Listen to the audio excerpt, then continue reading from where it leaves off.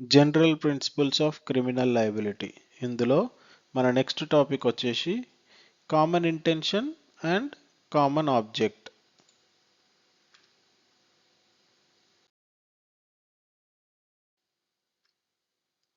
Liability అంటే ఏంది? Liability అంటే మనం ఆల్రెడీ ఇంతకుముందే లాస్ట్ వీడియోలో చెప్పుకున్నట్టు ఏదైనా ఇష్యూ చేసినప్పుడు కానీ ఏదైనా క్రైమ్ చేసినప్పుడు కానీ ఆ క్రిమినల్ బిహేవియర్కి ఎవరైతే రెస్పాన్సిబులో దాని గురించి చెప్పేదే లయబిలిటీ. క్రిమినల్ క్రైమ్ చేసినప్పుడు దానికి రెస్పాన్సిబుల్ అని చెప్పేది క్రిమినల్ లయబిలిటీ. ఏదైనా ఇష్యూ చేసినప్పుడు రెస్పాన్సిబుల్ అని చెప్పేది ఆ ఇష్యూకి సంబంధించిన లయబిలిటీ. సో ఎవడైతే రెస్పాన్సిబుల్ అని చెప్పేది ఉంటుందో దాన్నే లయబిలిటీ అని అంటారు. సో ఈ లయబిలిటీ అనేది ఒకే రకంగా కాకుండా చాలా రకాలుగా ఉంటాయి. ఇందులోనే నెక్స్ట్ది వచ్చేసి జాయింట్ లయబిలిటీ.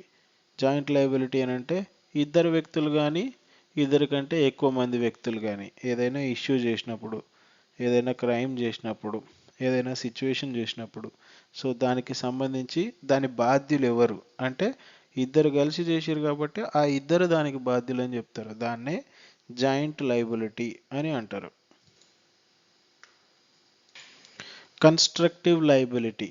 కన్స్ట్రక్టివ్ లయబిలిటీ అంటే ఏంటి అని అంటే ఒక వ్యక్తి లేదంటే ఆ, ఒకటి కంటే ఎక్కువ మంది వ్యక్తులు ఒకే రకమైన ఇష్యూని చేసినప్పుడు, ఒకే రకమైన క్రైమ్ని చేసినప్పుడు వాళ్ళందరూ కలిసి అన్ని పనులు చేయరు. కానీ వాళ్ళందరూ ఒక కామన్ ఇంటెన్షన్ తోటి, ఒక కామన్ ఆబ్జెక్ట్తో ఆ సిచ్యువేషన్ని, ఆ క్రైమ్ అనేదాన్ని, ఆ అఫెన్స్ అనేదాన్ని కంప్లీట్ చేస్తారు. సో ఇట్లా వాళ్ళందరూ కలిసి ఒక కామన్ ఇంటెన్షన్ లేదంటే కామన్ ఆబ్జెక్ట్తో వాళ్ళు అనుకున్న క్రైమ్ని కంప్లీట్ చేస్తారు. కన్స్ట్రక్ట్ చేసి ముందుగా మీటింగ్ పెట్టుకొని దాన్ని కన్స్ట్రక్ట్ చేసి దాన్ని కంప్లీట్ చేస్తున్నారు. ఇట్లాంటి దానికి ఎవరైతే బాధ్యులవుతారు, ఎవరు బాధ్యులవుతారు, ఎవరైతే ఆ క్రైమ్ని లేదంటే అఫెన్స్ని చేసిరో వాళ్ళు బాధ్యులవుతారు. సో కన్స్ట్రక్ట్ చేసి ఆ క్రైమ్ని చేస్తున్నారు కాబట్టి దీన్ని కన్స్ట్రక్టివ్ లయబిలిటీ అని అంటారు. నెక్స్ట్ వచ్చేసి వికేరియస్ లయబిలిటీ. వికేరియస్ లయబిలిటీ అని అంటే ఒక సిచ్యువేషన్ ఉందనుకోండి, ఏదైనా ఒక సిచ్యువేషన్ లేదంటే ఫర్ ఎగ్జాంపుల్కి ఒక డ్రైవర్ ఉన్నాడు. ఆ డ్రైవరు ఒక కార్ని నడుపుతున్నాడు అనుకుందాం. ఆ కార్ ఆ కార్కి అతను డ్రైవర్ మాత్రమే. యాక్చువల్ కార్కి ఓనరు వేరే వాళ్ళు అనేటోళ్ళు ఉన్నారు. సో ఆ డ్రైవర్ కార్ని నడుపుకుంటూ పోయి ఏదైనా వేరే వెహికల్కి గుద్ది ఎక్కడైనా యాక్సిడెంట్ చేసిండు అనుకుందాం. సో అట్లాంటి టైంలో ఆ డ్రైవర్ రెస్పాన్సిబుల్ అవ్వచ్చు. కానీ ఆ డ్రైవర్తో పాటు ఆ వెహికల్ ఎవరిదైతే ఉందో అతను ఆ ఇష్యూకి రెస్పాన్సిబుల్ అవుతాడు. సో ఇట్లాంటి టైంలో ది ఎవరైతే ఆ వెహికల్ ఓనర్ రెస్పాన్సిబుల్ అవుతున్నాడు కాబట్టి ఈ డ్రైవరు ప్లస్ ఓనర్కి మధ్యలో రిలేషన్షిప్తో ఈ లయబిలిటీ అనేది వస్తుంది. సో ఇట్లా ఇద్దరి మధ్యలో రిలేషన్షిప్ వల్ల లయబిలిటీ వచ్చేదాన్ని వకేరియస్ లయబిలిటీ అని అంటారు.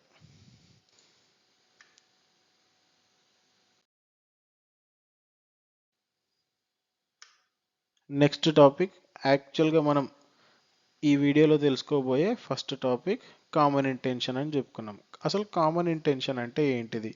ఈ కామన్ ఇంటెన్షన్ అనే దాన్ని ఎక్కడ ఇచ్చిర్రు? ఐపీసీలో ఎక్కడ ఇచ్చినారు అంటే సెక్షన్ 34లో ఇచ్చిర్రు కామన్ ఇంటెన్షన్ అని. సో యాక్చువల్గా కామన్ ఇంటెన్షన్ అంటే ఏంటిది? When several persons are engaged in a criminal act with a common intention, each person is made liable as if he alone did the act.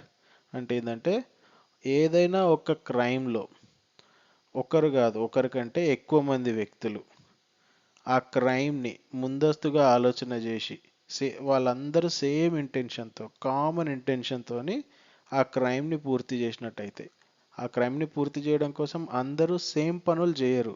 For example ఎవరైనా ఒకరిని చంపడానికని నలుగురు వ్యక్తులు కలిసి ఒక వ్యక్తిని చంపడానికని పోయినారు అనుకుందాం. నలుగురు ఆ వ్యక్తిని పొడిచి లేదంటే కాల్చి చంపరు. ఒకరు కాపలాగా ఉంటారు, ఒకరు కాళ్ళు పట్టుకుంటారు, ఒకరు చేతులు పట్టుకుంటారు, ఒకరు పొడుస్తారు లేదంటే కాలుస్తారు. ఇట్లాంటి సిచ్యువేషన్ చేస్తారు. సో ఇట్లాంటి సిచ్యువేషన్స్లో ఆ నలుగురు ఎవరైతే చంపడానికని పోయారో వాళ్ళందరికీ సమానమైన శిక్ష పడుతుంది. నేను బయట ఉండి కాపలా ఉన్నా, నేనేం పోయి పొడవలేదు, కాల్చలేదు, నేను అసలు చంపనే లేదు, నాకు ఈ శిక్ష అసలు పడనే పడొద్దు అని అంటే ఐపీసీ ప్రకారం, మన ఇండియాలో క్రిమినల్ లా ప్రకారం ఒప్పుకోరు.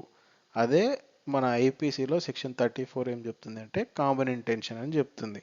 ఇట్లాంటి సిచ్యువేషన్స్లో ఎవరైనా ఇందాక మనం చెప్పుకున్న ఎగ్జాంపుల్లో ఆ నలుగురికి సమానమైన శిక్ష అనేది పడుతుంది. ఆ నలుగురు ఒకే ఇంటెన్షన్తో చంపాలని వచ్చారు కాబట్టి దాన్నే కామన్ ఇంటెన్షన్ అని అంటారు. సో కామన్ ఇంటెన్షన్కే మళ్ళీ మనం ఇన్ డీటెయిల్ మీనింగ్ తెలుసుకోవాలనుకుంటే ఏముంది అంటే, common intention means that there was a pre arranged plan and all of the individuals are acting in a furtherance of that plan, and all the members will be held liable for all acts in furtherance to that common intention. Same ఇందాకనే మనం చెప్పుకున్నట్టు ఏదైనా crime చేయడానికి అంటే ముందుగా వాళ్ళు pre arranged ప్లాన్తోని అందరూ కలిసి డిస్కస్ చేసుకొని ఏదైతే ప్లాన్ వేసుకున్నారో ఆ ప్లాన్ ప్రకారంగా ప్రతి ఒక్కరూ ఆ ప్లాన్ని ఇంప్లిమెంట్ చేసేందుకోసం అని చెప్పేసి సేమ్ అందరు కలిసి కామన్ ఇంటెన్షన్తో ఆ క్రైమ్ని పూర్తి చేసినట్టయితే ఎవరెవరైతే అందులో పాల్గొన్నారో ప్రతి ఒక్కరికి అందరికీ సమానమైన శిక్ష అనేది పడుతుంది. ఒకరికి ఎక్కువ ఒకరికి తక్కువ అనేది ఉండదు. ఎందుకంటే వాళ్ళందరూ కామన్గా ఒక ఇంటెన్షన్తో ప్రీ అరేంజ్డ్ ప్లాన్తో అందరూ కలిసి ఆ క్రైమ్ని చేస్తున్నారు కాబట్టి వాళ్ళకి కామన్ ఇంటెన్షన్ సెక్షన్ 34 కింద కామన్ ఇంటెన్షన్ కింద అందరికీ సమానమైన శిక్ష అనేది పడుతుంది. So common intention can only be proved by facts and circumstances of the case. So facts వల్ల సర్కమ్స్టెన్సెస్ ఆఫ్ ద కేస్ వల్లనే ఈ కామన్ ఇంటెన్షన్ అనేది ప్రూవ్ చేయడానికి వీలవుతుంది.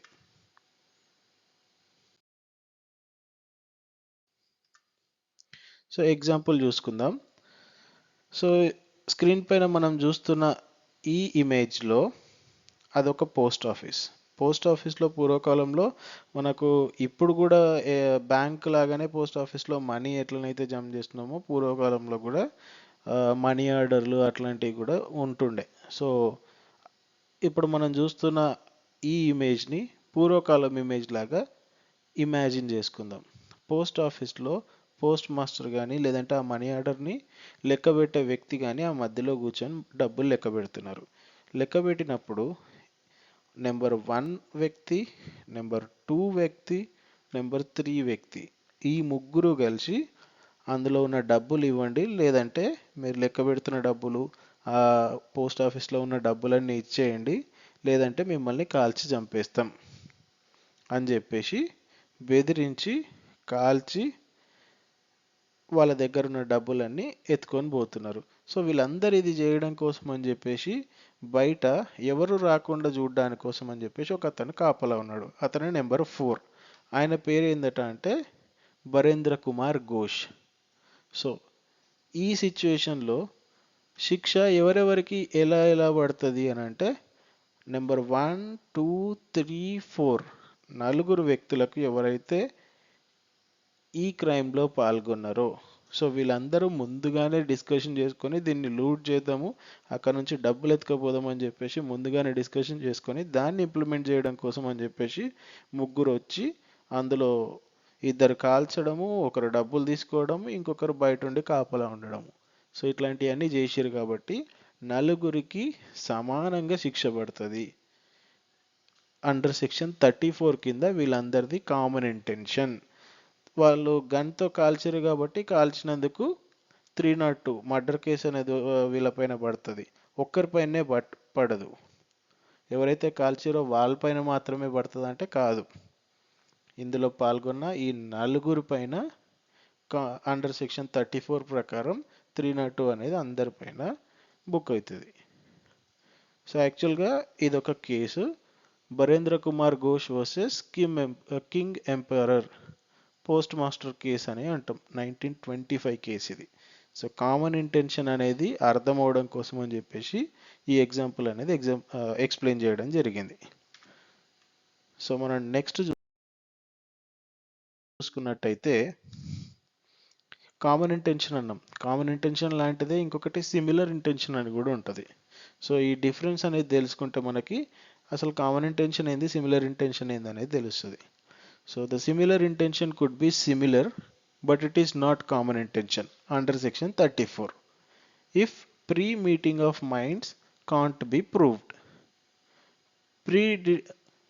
Pre-mediation of minds is necessary. So అంటే ఏంది అని అంటే కామన్ ఇంటెన్షన్ కింద మనం ఆల్రెడీ ఏం చెప్పుకున్నాం, ప్రీ ప్లాన్డ్ ఏదైనా క్రైమ్ అనేది చేసేటప్పుడు ప్రీ ప్లాన్డ్ మీటింగ్ అనేది ముందుగా పెట్టుకొని కామన్గా అందరు ఒక దాని గురించి అనేది అనుకొని దాన్ని ఇంప్లిమెంట్ చేసినట్టయితే అది కామన్ ఇంటెన్షన్ అవుతుంది అండర్ సెక్షన్ 34 అన్నాం. ఈ ప్రీ మీటింగ్ ఆఫ్ మైండ్స్ని ఒకవేళ కనుక ప్రూవ్ చెయ్యలేకపోతే బట్ అందరూ కలిసి ఒకే రకమైన క్రైమ్ అనేది చేసినట్టయితే అప్పుడు దాన్ని సిమిలర్ ఇంటెన్షన్ కింద తీసుకుంటాం. సో ఫర్ ఎగ్జాంపుల్ ఒక కేసులా చూసుకుందాం. Pandurang versus state of Hyderabad 1955లో జరిగిన కేసు ఇది. దీని ప్రకారం ఏంది అంటే పాండురంగ్ అనే వ్యక్తి అతనితో పాటు ఇంకో వేరే ఇద్దరు వ్యక్తులు కలిసి ఒక వ్యక్తిని చంపుతారు. ఈ ముగ్గురు వ్యక్తులు పాండురంగు ప్లస్ ఇంకో ఇద్దరు వేరే వ్యక్తులు వచ్చినారు అని చెప్పినాం కదా, ఆ ముగ్గురు వ్యక్తులు ఒకరికొకరు పరిచయం లేదు, కానీ ముగ్గురు కలిసి ఒక వ్యక్తిని చంపారు. వీళ్ళు చంపడానికి కోసం అని చెప్పేసి ముందుగా వీళ్ళు ప్రీ మీటింగ్ అనేది పెట్టుకోలేదు, కానీ ఎవరైతే చంపబడ్డ వ్యక్తి ఉన్నాడో అతను వీళ్ళందరికీ పగదారుడు అని అనుకోవచ్చు మనం. సో ఆ పగ అనేది వీళ్ళ ముగ్గురికి ఉంది కాబట్టి ముగ్గురు కలిసి చంపిరు, బట్ ముందస్తుగా మీటింగ్ అనేది పెట్టుకొని అందరు కలిసి కామన్గా ఒక ఇంటెన్షన్కి వచ్చి చంపిన హత్య అనేది కాదన్నట్టు. ఇది ఎవరి ఇండివిజువల్గా వారు వచ్చిర్రు, కానీ వచ్చిన తర్వాత ముగ్గురు కలిసి ఒకే వ్యక్తిని చంపారు. సో దీన్ని ఏమని అంటాము అంటే సిమిలర్ ఇంటెన్షన్ అని అంటాం. ఇట్లాంటి సిచ్యువేషన్స్లో సెక్షన్ 34 అనేది దీనిపైన అప్లికేబుల్ అనేది కాదు. సో అప్పుడు దీనిపైన ఏమవుతుంది అని అంటే ఇండివిజువల్గా ఎవరెవరు ఏదేదైతే చేసిరో దానికి సంబంధించిన శిక్ష అనేది పడుతుంది, అందరికీ సమానమైన శిక్ష అనేది పడదు. So difference between common intention and similar intention అనేది ఇది. సో ప్రీ మీటింగ్ అనేది పెట్టుకొని ఒక సేమ్ ఇంటెన్షన్తోని ఏదైనా క్రైమ్ని ఇంప్లిమెంట్ చేస్తే దాన్ని కామన్ ఇంటెన్షన్ అని అంటాం. ప్రీ మీటింగ్ అనేది లేకుండా కానీ సేమ్ క్రైమ్ అనేది ఎవరైనా డిఫరెంట్ ఇండివిజువల్స్ కలిసి చేస్తే దాన్ని సిమిలర్ ఇంటెన్షన్ అని అంటాం. సో ఇది కామన్ ఇంటెన్షన్ అండ్ సిమిలర్ ఇంటెన్షన్కి మధ్య డిఫరెన్షియేషన్. సో సెక్షన్ 34 అనేది ఎప్పుడు అప్లికేబుల్ అవుతుంది, ఎప్పుడు అప్లికేబుల్ అవ్వదు అనడానికి కోసం అని చెప్పేసి ఇది differentiation.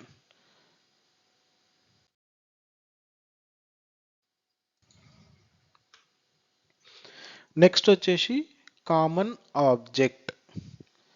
Common intention under section 34 కింద మనం తెలుసుకున్నాం.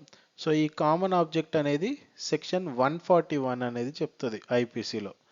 సో సెక్షన్ 141 ప్రకారం ఏంటి అని అంటే ఇది ఏం చెప్తుంది అని అంటే అన్లాఫుల్ అసెంబ్లీ గురించి చెప్తుంది.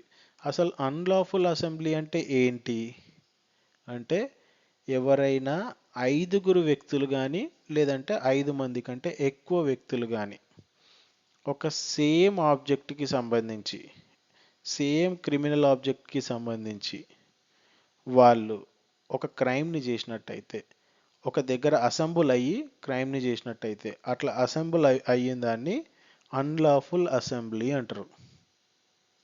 ఒక క్రైమ్ని అందరూ ఒకే రకమైన ఆబ్జెక్ట్కి సంబంధించి 5 వ్యక్తులు కానీ 5 కంటే ఎక్కువ మంది వ్యక్తులు కానీ ఒక దగ్గర క్రైమ్ ఆబ్జెక్ట్ కోసం అని చెప్పేసి అసెంబుల్ అయితే దాన్ని అన్లాఫుల్ అసెంబ్లీ అని అంటారు. సో అప్పుడు కామన్ ఆబ్జెక్ట్ కోసం అని చెప్పేసి అన్నాం. అసలు ఏది కామన్ ఆబ్జెక్ట్ అంటే సెక్షన్ 141లో 5 పాయింట్లు చూపెట్టారు.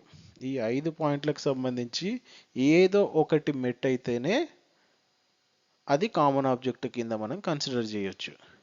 ఈ ఐదు వాటిలోకి వెళ్ళి ఏదో ఒకటి ఖచ్చితంగా ఉండాలి, అప్పుడే దాన్ని కామన్ ఆబ్జెక్ట్ అంటాం. ఒకవేళ లేకపోతే అది కామన్ ఆబ్జెక్ట్ కింద రాదు. సో ఈ సెక్షన్ 141 ఏం చెప్తుంది? Unlawful assembly with common object అని చెప్తుంది. సో ఆ కామన్ ఆబ్జెక్ట్స్ అనేటి ఈ 5 పాయింట్లలో వివరించబడింది.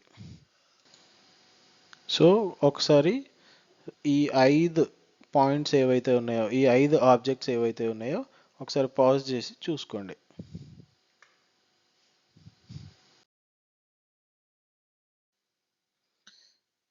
ఈ వీడియో కనుక మీకు నచ్చినట్టయితే ఛానల్ని సబ్స్క్రైబ్ చేసుకోండి, అలాగే బెల్ ఐకాన్ని ఆల్లో పెట్టుకోండి. అప్పుడే మన ఛానల్లో ఎలాంటి ఇన్ఫర్మేటివ్ వీడియోస్ అనేటివి పెట్టినా కూడా మీకు తొందరగా నోటిఫికేషన్ అనేది వస్తుంది. Thank you.